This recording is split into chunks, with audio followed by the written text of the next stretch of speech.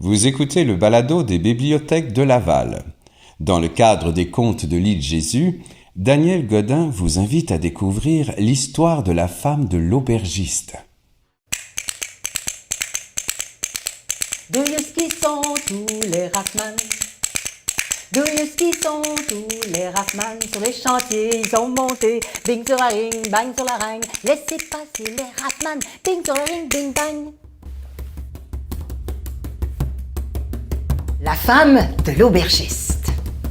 Ce jour-là, à la barre à Plouf, c'est le branle-bas de combat. Parce que les rafman arrivent. Les cageux, les draveurs, les hommes de cage, les rafman. Les cageux sont pas peureux, ils sont courageux. Sur leur radeau de bois, ils sautent les rapides, ça c'est dangereux.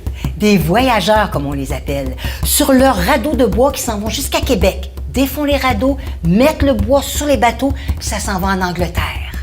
Ben juste avant d'affronter les rapides du Crochet à la rivière des Prairies, ils s'arrêtent à la barre à Plouf pour reprendre leur souffle. Manger, chanter, danser, festoyer, puis ils vont passer la veillée chez Venance Lemay, l'aubergiste le plus gentil qui soit, puis sa femme.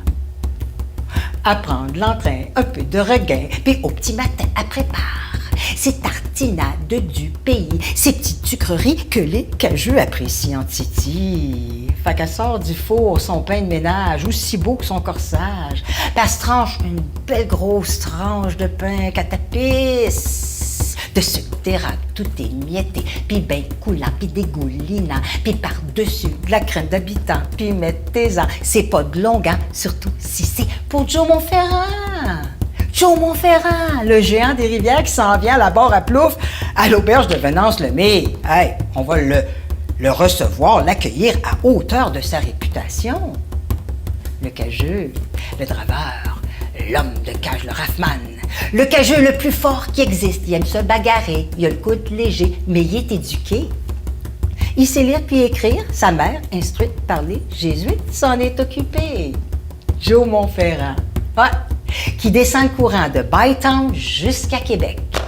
Puis il va faire la tournée des 6 auberges de la barre à Plouf. Mais la femme de l'aubergiste, là, veut qu'il s'arrête dans son gîte pour la nuit, puis qu'avec sa souplesse légendaire, il étampe le plafond de son talon, comme on raconte dans tous les cantons. Mais sans faire de chicane dans sa cabane, fait qu'elle se dit, m'a te le bourré de bonne boustifaille. Comme ça, il n'y aura pas de bataille, puis avec mon vin de sureau maison, il va relaxer pour de bon.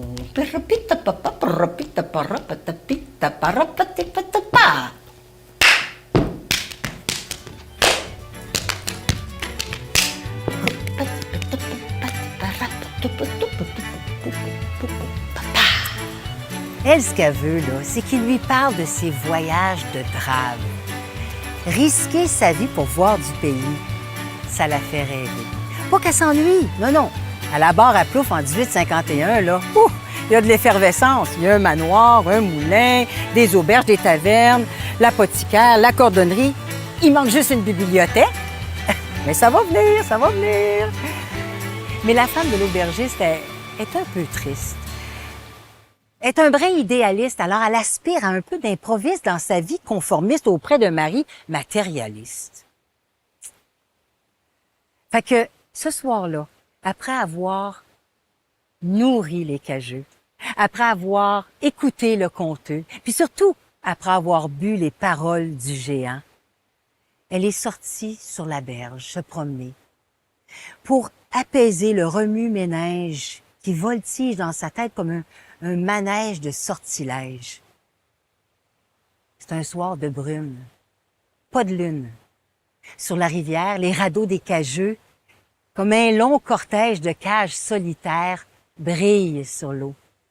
Le mouvement de la rivière les anime, on dirait des feux follets anarchistes qui attirent la femme de l'aubergiste. Quand tout à coup, elle voit, de l'autre bord de la barre à Plouf, une silhouette immobile avec un feu à côté. Ah ben voyons, c'est le noyeux. Mais oui, La légende du Noyeux en 1625, là, l'Amérindien qui était parti faire un tour en canot d'écorce avec un père récollet. Il voulait tellement, le père, l'évangéliser que l'Amérindien l'a noyé. Puis depuis ce temps-là, d'un bord comme de l'autre, de la barre à Plouf, il y a une silhouette immobile, ruisselant, c'est le Noyeux. Il ruisselle d'eau, mais la terre est sec. Puis le feu brille, mais il brûle pas. Puis il y a toujours un chat noir qui arrive. Ben à ce moment-là, comme dans la légende, la femme de l'aubergiste voit un chat noir arriver. C'est le diable. Miaou, miaou, miaou. Sans réfléchir, elle le suit. Il se met à nager, elle se met à nager. Il embarque sur le radeau, elle embarque avec lui. Il s'allonge dans la cage dorée, elle s'allonge à côté. Il ronronne. Puis elle reprend vie. Le matin, le mistigris s'est évanoui. Fait que les hommes de cage, quand ils embarquent sur les radeaux, ils savent pas qu'à bord, il y a une femme qui dort pour pas perdre le nord. Fait qu'ils s'en vont. Puis quand un des cageux la découvre, oh ben, il y a une femme à bord, il faut revirer de bord. Ou ben donc, il faut acheter par-dessus bord, il n'est pas question qu'elle reste à bord. Ils sont au moins une trentaine à discuter de son sort. Quand tout à coup, la femme de l'aubergiste sort avec ses tartinades sucrées pour ces hommes rapaillés. Fait qu'elle devient la femme phare de ces draveurs, la mère nourricière, la Vierge Marie, l'élève studieuse qui apprend à leur insu le métier de draveur. Fait qu'après des milles et des milles de chemins parcourus, on l'a plus jamais revu. On ne sait pas ce qu'elle est devenue. Son mari, lui, il a remarié une autre femme, une presbytérienne, il a eu 8 enfants. Oh, puis là, il donne tout son argent aux œuvres de charité. Puis elle, ben, il y a une rumeur qui court. Qu'il y a une femme qui dirige un train de bois flottant, puis qui prépare les meilleures tartinades au sucre d'érable. C'est une femme heureuse. C'est la cageuse, la draveuse, la femme de cage, la raft woman. Où est-ce qu'ils sont tous les raft women? Où est-ce qu'ils sont tous les raft women? Sur les radeaux, elles sont montées. Bing sur la ring, bang sur la ring. Laissez passer les raftman. Bing sur la ring, bing bang. Ce balado est réalisé par les bibliothèques de Laval. Merci d'avoir passé ce moment avec nous.